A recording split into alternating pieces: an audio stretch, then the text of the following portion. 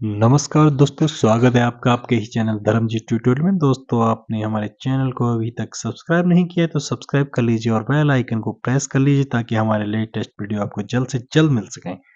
दोस्तों, आज हम जियोग्राफी में भारत का तटीय भाग या भारत की तट रेखा के बारे में पढ़ाने जा रहे हैं। आइए शुरुआत करते हैं। भारत तीन ओर से समुद्र से घिरा हुआ है। भारत की तट रेखा की लंबाई 7516.6 किलोमीटर है। कितनी है? 7516.6 किलोमीटर है। भारत की तट रेखा पूर्व में बंगाल की खाड़ी, दक्षिण में हिंद महासागर और पश्चिम में अरब सागर सहित मुख्य भूमि और द्वीपों से घिरी हुई है। भारत के पूर्व में क्या है? बंगाल की खाड़ी है, दक्षिण में हिंद महासागर है और पश्चिम में अरब सागर है और बाकी ये द्वीपों से भी घिरी है। भारत की तटरेखा पर 9 राज्य एवं 4 केंद्र शासित प्रदेश स्थित हैं। भारत की तटरेखा पर कितने राज्य हैं? 9 राज्य हैं और 4 केंद्र शासित प्रदेश हैं। अब उनके नाम बताएंगे। राज्य और केंद्र शासित राज्य देखिए, गुजरात है जिसकी तट की लंबाई है 1214.7 किलोमीटर में ये दूरियां, ठीक है। महाराष्ट्र की 652.6, गोवा की 118, कर्नाटक 280, केरल 569.7, तमिलनाडु 906.9, आंध्र प्रदेश 973.7, उड़ीसा 476.4, पश्चिमी बंगाल 157.5, दादरा एवं नगर हवेली और तथा दमन द्वीप 42.5, लक्षद्वीप 132, पांडिचेरी 30.6, अंडमान निकोबार द्वीप समूह 1962। तो कुल मिला के 7516.6 किलोमीटर की लंबाई है। ये हमें गृह मंत्रालय भारत सरकार के उससे आयोग से मिला है, ठीक है।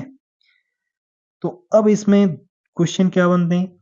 एक तो क्वेश्चन बनेगा कि भारत के कितने राज्य जो है तटरेखा पे हैं या कितनी राज्यों के पास में तटरेखा है। तो 9 राज्य हो गए। केंद्र शासित राज्य जैसे कैसे? उनके 4 हो गए। कौन से राज्य की सबसे लंबी तटरेखा है? वो गुजरात है। सबसे छोटा हो गया वो गोवा है। और केंद्र शासित प्रदेश में आ जाए तो सबसे छोटी वाला दादरा एवं नगर हवेली है। तो सबसे ज्यादा लंबी वाला अंडमान निकोबार द्वीप समूह। 26 जनवरी 2020 से दमन और दीव तथा दादरा और नगर हवेली का विलय करके एक केंद्र शासित प्रदेश दादरा और नगर हवेली तथा दमन दीव कर दिया गया है। कब हुआ है ये? 26 जनवरी 2020 में। दादरा, दमन और दीव, दादरा और नगर हवेली को मिलाकर के क्या कर दिया? दादरा और नगर हवेली, दमन और दीव। भारत की मुख्य भूमि से लगे कुल तट की लंबाई 5422.6 किलोमीटर। इसका मतलब ये है कि ये हमारे जो कुछ जैसे कि वो टेरिटरीज हैं, टेरिटरी स्टेट हैं, उनमें स्थल नहीं है, उसके चारों ओर वो है पानी। तो मुख्य भूमि से लगे हुए हैं, उनकी कितनी लंबाई है? 5422.6 किलोमीटर है। मुख्य भूमि से दूर कुल तट की लंबाई है 2094 किलोमीटर। भारत में राज्यों में गुजरात तट की सर्वाधिक रेखा लंबी है और सर्वाधिक छोटी गोवा की है। अंतः स्थल से सागर की ओर निकले भागों को मिलाने वाली सीधी रेखा को आधार रेखा कहते हैं। अंतः सागर की ओर निकले भागों को मिलाने वाली सीधी रेखा को हम आधार रेखा कहते हैं। किसी भी देश के प्रादेशिक जल क्षेत्र को क्षेत्रीय सागर कहा जाता है। प्रादेशिक जो जल होगा जितना उसको क्षेत्रीय सागर कहा जाएगा। क्षेत्रीय सागर क्या है? ये दूरी जो आधार रेखा से सागर की ओर नापी जाती है। कहाँ से नापी जाती है? आधार रेखा होगी जो उनको मिलाने वाली, निकले हुए भागों को मिलाने वाली सीधी रेखा है जो अंतस्थल वालों, वो आधार रेखा है। और सागर की ओर जो नापी जाती है वो क्या है? प्रादेशिक वो क्षेत्रीय सागर कहा जाएगा। सामान्यतः 12 समुद्री मील तक होती है। इस क्षेत्र के उपयोग का भारत को संपूर्ण अधिकार प्राप्त है। इस क्षेत्र के उपयोग का क्या है? जो सामान्यतः 12 मील तक दूरी होती है वो अपना प्रादेशिक जल होता है, यानी अपना टेरिटोरियल वाटर होता है। ठीक है, इसमें हम जो है बिना किसी परमिशन के भ्रमण कर सकते हैं। जो पानी के अपने स्टीमर हैं, जो जहाज है, कोई भी है, उससे आगे कुछ न कुछ हमें कार्रवाई होती है जब भी करते हैं, या कोई फ्लाइट प्लान जैसे बहुत सारी चीजें होती हैं उसका वो प्लान होता है। ठीक है, समीपस्थ मंडल का जो विस्तार आधार रेखा से 24 समुद्री मील तक है। इस क्षेत्र में भारत को सीमा शुल्क वसूली और वित्तीय अधिकार प्राप्त है। 12 के बाद 24 मील तक जो है आधार रेखा से ये समीपस्थ, यानी कि कंटिजियस जोन होती है अपनी, समुद्री 24 समुद्री मील तक होती है।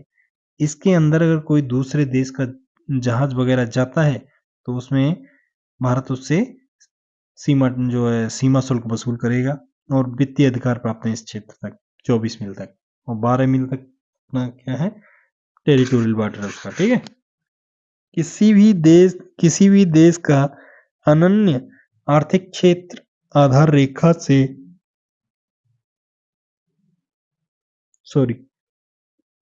200 समुद्री मील तक का होता है। इस क्षेत्र में भारत को वैज्ञानिक अनुसंधान की छूट मिली हुई है।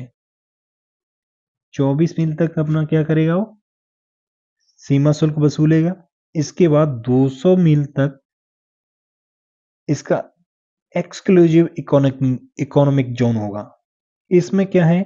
भारत अपने जो है वैज्ञानिक अनुसंधान कर सकता है इतने दूर तक पानी में। अब देखो आधार रेखा कहाँ है? आधार रेखा कैसी? ये वाली आपकी आधार रेखा है, जो ये वाले जो भारत के निकले हुए हिस्से हैं ना, ये जो स्टेट हैं, इनको सीधी रेखा पर ऐसे काटा है। ठीक है, ये होगी आधार रेखा, आंतरिक भाग ये निकले हुए आंतरिक जल में। अब ये ऐसे ऐसे करके आपका आंतरिक जल आ गया इस आधार रेखा से। ठीक है, तो देख लेना इसको। स्थलीय भाग एवं आधार रेखा के मध्य सागरीय जल को आंतरिक जल कहा जाता है। स्थलीय भाग एवं आधार रेखा के बीच में जो जल होगा उसको आंतरिक जल कहा जाएगा। चलो अब इससे क्वेश्चंस कर लेते हैं।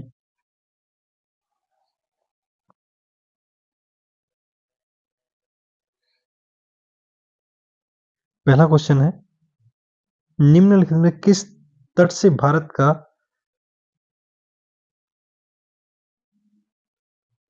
निम्नलिखित में से किस तट से भारत का औसत समुद्र तल नापा जाता है? मुंबई से, चेन्नई से, कोच्चि से या विशाखापट्टनम से? तो इसका करेक्ट आंसर है चेन्नई, चेन्नई से। भारत के प्रादेशिक जल क्षेत्र का विस्तार कितना होता है? तट से 3 मीटर समुद्री मील तक, तट से 6 समुद्री मील तक, तट से 12 समुद्री मील तक, या तट से 24 समुद्री मील तक। तो इसका करेक्ट आंसर है सी। ठीक है, नेक्स्ट क्वेश्चन, क्वेश्चन नंबर 3।